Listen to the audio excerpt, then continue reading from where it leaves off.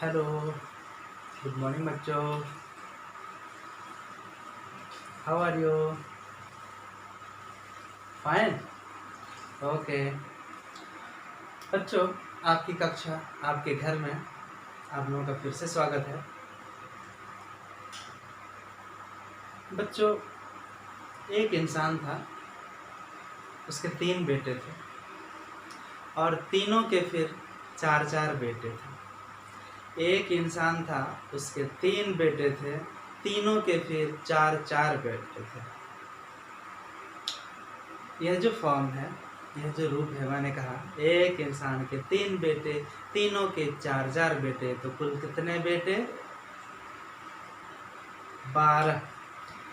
तो मैं आज बात करने जा रहा हूँ टेंस के बारे में। ठीक है, एक इंसान था, वो टेंस था, उसके 3 बेटे थे, प्रेजेंट, पास्ट एंड फ्यूचर, और फिर तीनों के 4-4 बेटे हैं। जैसे simple present, present continuous, present perfect and present perfect continuous. फिर किसी तरह simple past, past continuous, past perfect and past perfect continuous. Future, simple future, future continuous, future perfect and future perfect continuous tense. यहाँ ये लिखना important नहीं है कि कौन कौन से टेंस होते हैं, बस समझना है और ये जानना है कि कैसे सेंटेंस बनता है। ठीक है, तो ये हो गए टेंस और उसके प्रकार। यदि कोई पूछे टेंस, जब भी टेंस की पढ़ाई होती है तो टाइम एंड टेंस की बात आती है। टाइम एंड टेंस, इसका मतलब टाइम अलग है और टेंस अलग है। कोई सवाल करे टाइम क्या है, टाइम क्या है, तो जवाब क्या होगा? सोचो सोचो।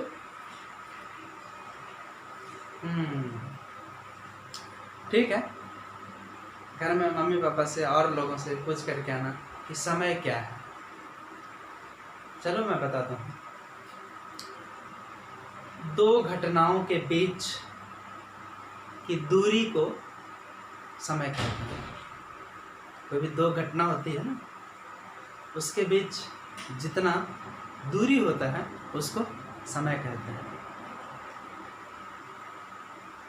समझने में दिक्कत आ रहा होगा? चलो मैं एक दूसरा एग्जाम्पल लेता हूँ। कसमार और चास के बीच की दूरी कुछ होगी ना, उसको किस में नापोगे? किलोमीटर। ये दूरी अलग है। ठीक है, यहाँ पे क्या है? स्थानों के बीच की दूरी। ठीक है, क्या है यहाँ पे? स्थानों के बीच की दूरी। और जो मैंने कहा वो है घटनाओं के बीच की दूरी। मान लो एक घटना सुबह हुई, ठीक है, और फिर दूसरी घटना दूसरी फिर सुबह हुई। तो एक घटना सुबह हुई और दूसरी घटना दूसरी सुबह हुई, तो दोनों के बीच की दूरी हो गई 24 घंटे। इसी 24 घंटे को इसी को बोलते हैं समय। ठीक है, मान लो तुम्हारी क्लास में पहली घंटी पढ़ाई हुई मैथमेटिक्स की, ओके, ठीक 45 मिनट बाद दूसरी पढ़ाई स्टार्ट हुई साइंस की। तो 2 घटनाएं हो रही है, मैथमेटिक्स और साइंस की पढ़ाई। उसके बीच का जो स्पैन है, दूरी है, वो कितनी है? 45 मिनट। तो ये जो 45 मिनट मैंने कहा, यहाँ क्या मैं बोलता हूँ 45 किलोमीटर? नो, यहाँ पे कोई जगह नहीं है, यहाँ घटनाओं के बीच की दूरी है, तो उसको हम लोग समय बोलेंगे। ठीक है, आगे चलते हैं। अब टेंस, टेंस इसको बोलेंगे। कोई भी वाक्य में, कोई भी सेंटेंस जो होता है उसमें एक क्रिया होती है, मतलब वर्ब होता है। तो कोई भी वाक्य में क्रिया के जिस रूप से, कोई भी वाक्य में क्रिया के जिस रूप से हमें उसके समय का पता चलता है, क्रिया का अलग अलग रूप होता है, हर वाक्य में अलग अलग रूप हो सकता है बोलने के दरमियान। तो क्रिया के जिस रूप से उसके समय का हमको पता चलेगा, तो क्रिया का वह रूप क्या कहलाएगा? काल। ओके, कोई भी वाक्य में क्रिया के जिस रूप से हमें उसके समय का पता चलता है कि वो कौन से समय में होने जा रहा है। समय 3 तरह के होते हैं ना, उसी आधार पर टेंस भी तब 3 तरह के होते हैं। एक जो अभी का समय है उसको बोलते हैं हम लोग प्रेजेंट टेंस, वर्तमान काल, और जो खत्म हो गया, बीत गया, उसको बोलते हैं पास्ट टेंस, और जो होने वाला है, होगा, वो हो गया फ्यूचर टेंस। तो आज हम लोग सबसे पहले बात करेंगे सिंपल प्रेजेंट टेंस। कौन सा टेंस? Simple present tense. अब पहचानेंगे उसको कैसे कि सिंपल प्रेजेंट टेंस कौन सा है। तो पहचानने का तरीका है, जब भी कोई वाक्य होगा उसमें लास्ट में तो एक क्रिया लगेगी, एक वर्ब लगेगा ना। तो क्रिया शब्द के अंत में, जैसे मैं खाता हूँ, तो यहाँ खाना क्रिया है, तो क्रिया शब्द खाना है, खाता। तो किसी भी वाक्य के क्रिया शब्द के अंत में ता हूँ, यहाँ क्या लगा है? यहाँ पे ता हूँ, ता हूँ, ती हूँ, ते हैं, ते हो, ता है, ती है, ये सब चीज़ें जब रहती हैं तो हमको समझ जाना चाहिए कि क्रिया का यह जो रूप है, यह रूप इस तरह का है, इसलिए इसको हम बोलेंगे कौन सा टेंस? Simple present tense. कभी कभी इसको प्रेजेंट इंडेफिनिट टेंस भी बोलते हैं, क्योंकि इसमें समय का कुछ खास पता नहीं चलता है, वो अनिश्चित रहता है, अनसर्टेन होता है, अनिश्चित होता है, इसलिए इसको indefinite tense, present indefinite tense भी बोलते हैं। तो ये इसकी पहचान थी। अब है कि इसका उपयोग कहाँ पे होगा, इसका उपयोग कहाँ पे होगा। सिंपली इसका उपयोग ऐसे होता है कि सबसे पहले सब्जेक्ट लगेगा। क्या लगेगा? सबसे पहले सब्जेक्ट, ठीक है। उसके बाद V1 क्रिया के रूप होते हैं, V1, V2, V3, V4, V5। तो V1 जो पहला रूप है वो लगता है। इसके बाद उसमें ऑब्जेक्ट आता है, ओके, सब्जेक्ट, V1 और फिर ऑब्जेक्ट आ जाते हैं, ओके। तो यही इसका फॉर्म होता है, रूप यही है या फिर रूल यही है जो आप समझें। जैसे बारिश मूसलाधार होती है, बारिश जोर से होती है, it rains heavily, it rains heavily. अब सवाल यदि मन में है कि यहाँ रेन्स एस क्यों लगा है, इसके लिए आप पिछला वीडियो देखें सब्जेक्ट वर्ब एग्रीमेंट का, उसमें मैंने बताया है कि इट सिंगुलर है, इसलिए जब यहाँ V1 लगेगा, रैन मीन्स बारिश होना, तो रैन लगेगा तो यहाँ भी रैन का सिंगुलर फॉर्म होना चाहिए, ठीक है, इसलिए यहाँ पे रैन्स लगता है। यदि मैं बोलूँ कि मैं सेब खाता हूँ, I eat an apple, I eat an apple, okay. अगला देखते हैं, he studies in 7th class, he भी सिंगुलर, थर्ड पर्सन, तो इसके साथ भी स्टडीज ऐसा लगा है ना, स्टडीज में पढ़ाई लिखाई करना, अध्ययन करना, तो he studies in 7th class। बहुत सारे बच्चे को आप पूछें कि कौन से क्लास में पढ़ते हो, तो बच्चा क्या जवाब देता है? 7 क्लास में, 8 क्लास में। दिस इज़ क्वाइट रॉन्ग, ये बिल्कुल गलत है। क्यों? क्योंकि आप 7 क्लास में पढ़ ही नहीं सकते हैं, आप 8 क्लास में पढ़ ही नहीं सकते हैं। एक साथ आप 8 क्लास में पढ़ सकते हैं, 1 2 3 4 5 6 7 8। आप एक साथ 7 क्लास में पढ़ेंगे, 1 2 3 4 5 6 7, नो। आप 7th क्लास में पढ़ते हैं, आप 8th क्लास में पढ़ते हैं, मतलब हिंदी में बोले तो आप 7वां में पढ़ते हैं न कि 7 में, आप 8वां में पढ़ते हैं न कि 8 में, इसलिए he studies in 7th class, okay. I study in 12th class, I study in 10th class. ठीक है, तो बच्चों ये ध्यान रखेंगे कि हम लोग एक कक्षा में पढ़ते हैं, सिर्फ एक, ऐसा नहीं कि 7-8 प्लूरल क्लासेस में पढ़ सकते हैं हम लोग, नहीं। तो ये ध्यान रखेंगे। हिंदी में तो बोलते हैं सर 7वां में पढ़ते हैं, 8वां में पढ़ते हैं, 5वां में पढ़ते हैं, लेकिन जब इंग्लिश की बारी आती है तो हम लोग गलती करते हैं कि सर 8th क्लास में पढ़ते हैं। नो, तो ये ध्यान रखेंगे, 7th बोलेंगे, 8th बोलेंगे, क्योंकि ये सिंगुलर फॉर्म है। अब आते हैं कि सिंपल प्रेजेंट और कहाँ यूज़ होता है। जो चीज़ें परमानेंट हैं, परमानेंट मतलब स्थायी चीज़ें जो लगातार वो होती हैं। एग्जाम्पल के रूप में the earth moves round the सन।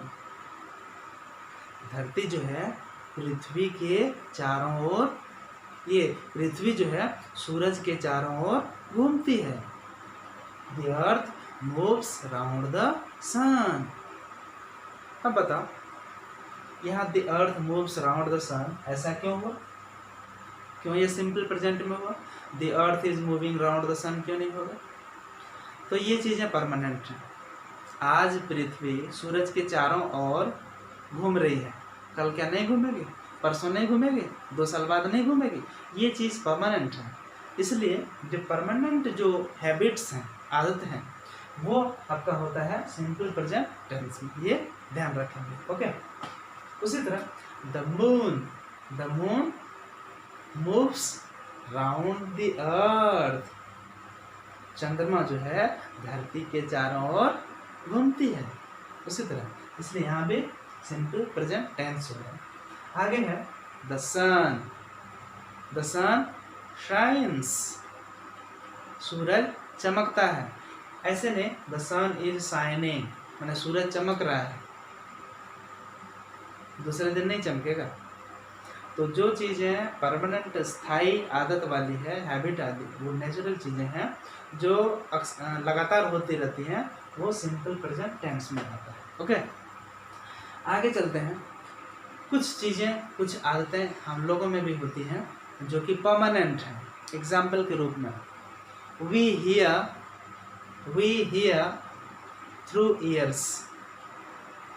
हम लोग सुनते हैं कानों से।